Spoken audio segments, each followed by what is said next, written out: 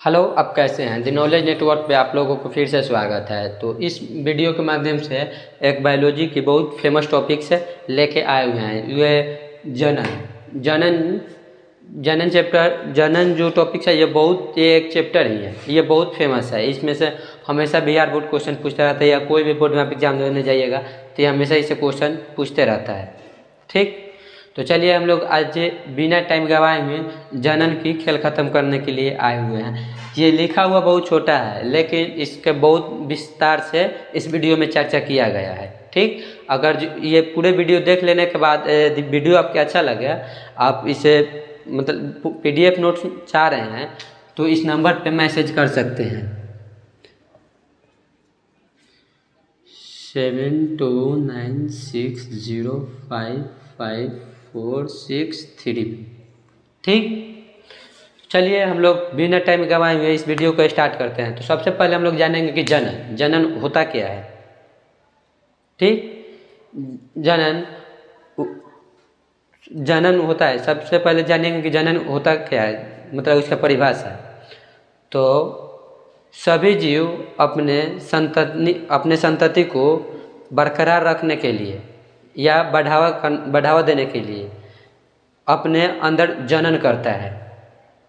ठीक, यही जनन कहलाता है। जैसे कि एक कीड़ा मकोड़ा या मानव या जंतु कुछ भी अपने संतति को बरकरार रखने के लिए या बढ़ावा देने के लिए जनन करता है, उसे ही जनन कहते हैं। ठीक, उसके बाद जानेंगे कि जनन कितने प्रकार के होते हैं। तो जनन 2 प्रकार के होते हैं। कौन कौन? लैंगिक और अलैंगिक। सबसे पहले जानेंगे कि लैंगिक जनन क्या, अलैंगिक जनन। अलैंगिक जनन और उसके बाद लैंगिक जनन।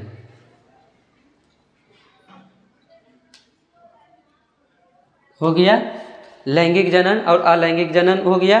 तो उसके बाद इसका इंग्लिश नाम भी क्या होता है? तो इसका इंग्लिश नाम होता है असेक्सुअल रिप्रोडक्शन व सेक्सुअल रिप्रोडक्शन। ठीक, इसका असेक्सुअल रिप्रोडक्शन व सेक्सुअल रिप्रोडक्शन। उसके तो पहले अलैंगिक जनन के जानेंगे कि अलैंगिक जनन की परिभाषा क्या होता है। तो अलैंगिक जनन की परिभाषा होता है वैसा जनन जिसमें जो जनन करने के लिए केवल एक ही जनक की आवश्यकता होती है। ठीक, उसे अलैंगिक जनन कहते हैं।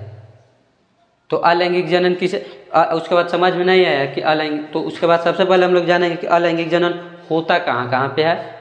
बस काम खत्म। होता कहाँ है, इसमें कितने विधि के कारण अलैंगिक जनन होता है। सबसे बड़ा कंफ्यूज अलैंगिक जनन में ही होता है। ठीक, तो चलिए आप लोग हड़बड़ाए नहीं, ये पूरे वीडियो को अगर आप देख लीजिएगा तो आप कन्फर्म आज एक भी बार कभी नहीं भूलिएगा कि अलैंगिक जनन में। तो अलैंगिक जनन में सबसे पहले कवक के नाम सुने हैं, जो पानी के अंदर लेयर पे जम जाता है, या कल के भोंभा पे देखिएगा उसमें काई जमा जाता है। ठीक, तो बैक्टीरिया, कवक, प्रोटोजोआ एवं शैवाल, ये सब में अलैंगिक जनन होता है। क्या? बैक्टीरिया, कवक, प्रोटोजोआ और शैवाल में अलैंगिक जनन होता है। ठीक, उसके बाद अलैंगिक जनन को और 2 नाम से भी जाना जाता है। एकल पुंज भी कहते हैं, या अलैंगिक जनन ना पूछ के बोलेगा कि एकल पुंज किसे कहते हैं, तो आप यही परिभाषा लिख दीजिएगा। उसके बाद एकल पुंज हो गया। उसके बाद एक और, इसका और भी एक नाम है क्लोन। क्या? क्लोन, ये इंग्लिश नाम है क्लोन। तो ये अलैंगिक जनन ना पूछ के एकल पुंज या क्लोन भी पूछ सकता है, तो आप सबके लिए तैयार रहिए। ठीक, उसके बाद अमीबा में भी अलैंगिक जनन होता है। तो अलैंगिक जनन होता है तो किसके द्वारा होता है? तो द्विखंड के द्वारा होता है। अमीबा में अलैंगिक जनन द्विखंडन के द्वारा होता है। ठीक, उसके बाद ईस्ट के नाम सुने हैं?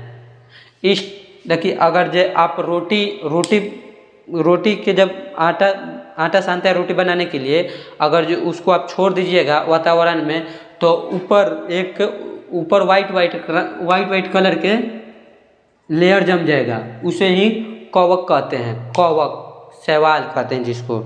ईस्ट शैवाल ईस्ट कहते हैं। ईस्ट मतलब कवक होता है, ईस्ट इंग्लिश नाम है।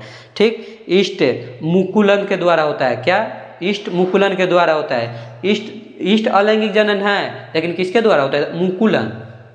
मुकुलन में मतलब क्या होता है? तो मुकुलन के मतलब होता है कि मान लीजिए कि यह एक डाली हुआ, ठीक, डाली हुआ, इसमें से अनेक शाखा निकाला, तो इसे जो इसमें से एक शाखा निकला इसे मुकुलन नहीं कहेंगे। तो अलैंगिक जनन होता है, लेकिन किसके द्वारा? तो मुकुलन के द्वारा होता है ईस्ट में। ठीक, उसके बाद हाइड्रा में भी मुकुलन के द्वारा ही विखंड अलैंगिक जनन होता है। हाइड्रा में भी मुकुलन के द्वारा। उसके बाद सीफा नाम की एक जीव है, उसमें भी अलैंगिक जनन होता है, मुकुलन के द्वारा ही होता है। ये आप आराम से सीक्वेंस बना के लिख सकते हैं। यदि आप लिखने में सक्षम नहीं है तो इस नंबर पे मैसेज कर हमें व्हाट्सएप के माध्यम से आप फ्री में ले सकते हैं। इसका एकदम यूट्यूब में फ्री में इसका अभी व्हाट्सएप पे मिलेगा, अगर जो आप मैसेज किए तो। ठीक, उसके बाद एक अलैंगिक जनन में एक होता है कवक। तो कवक में अलैंगिक मतलब कवक है, कवक में अलैंगिक जनन होता है, लेकिन इसका 3 विधि है। चल बीजाणु होता है, एक कोनिडिया होता है, और एक अचल बीजाणु होता है। चल बीजाणु, अचल बीजाणु और कोनिडिया किसमें होता है? तो कवक में होता है। ठीक, उसके बाद अलैंगिक जनन के सबसे बहुत बड़ा है कि शरीर से ही दूसरे मतलब अपने जैसे संतानों को उत्पन्न कर देता है। जैसे बांस को आप देखे हैं, एक बांस लगा दीजिएगा तो वैसी उसी के जड़ से बहुत ऐसा बांस निकल जाता है। ठीक, वो अलैंगिक जनन में ही होता है। उसके बाद आलू, प्याज, केला, ये सब किसके जनन द्वारा? कायिक जनन के द्वारा होता है। कायिक जनन होता है। ये किसमें होता है? कायिक जनन अलैंगिक जनन में ही होता है। कायिक जनन अलैंगिक जनन में ही होता है। ठीक, गन्ना भी अलैंगिक जनन में ही आता है। देखिए, कायिक जनन अलैंगिक जनन में होता है, तो किसे जानेंगे? तो जो अपने शरीर से अपने जैसे संतानों को उत्पन्न करता है वो कायिक जनन होता है। गन्ना, बांस, आलू, प्याज, ये सब है। ठीक, तो अलैंगिक जनन के काम हो गया खत्म। ठीक, उसके बाद लैंगिक जनन में हम लोग चलेंगे। तो लैंगिक जनन किसे कहते हैं ये हम लोग जानेंगे कि लैंगिक जनन कहते किसे हैं। तो लैंगिक जनन कहते हैं वैसा जीव जिसको जनन करने में 2 जनक की आवश्यकता होती है, उसे लैंगिक जनन कहते हैं। या उसका और भी परिभाषा लिख सकते हैं, वैसा जीव जो जनन करने के लिए जायगोट का निर्माण करता है।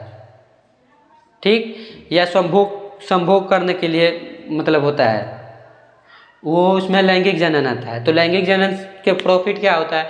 तो लैंगिक जनन के प्रॉफिट होता है कि यदि लैंगिक जनन हुआ तो उसके सोचने की कैपेसिटी बढ़ जाती है। देखिए, इसमें है लैंगिक जनन जो होता है, इसमें जैसा है उसका जितना मतलब सोचने की कैपेसिटी उतना ही रह जाएगा, इसमें कोई इम्प्रूव नहीं करेगा।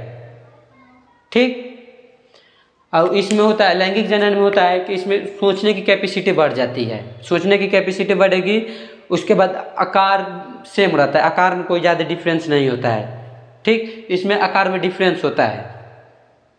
तो लैंगिक जनन हुआ, उसका लैंगिक जनन में हर वर्ष जीव मतलब हर वर्ष इसका लंबा चक्रण होता है। मतलब इसका हर वर्ष में लगभग एक बार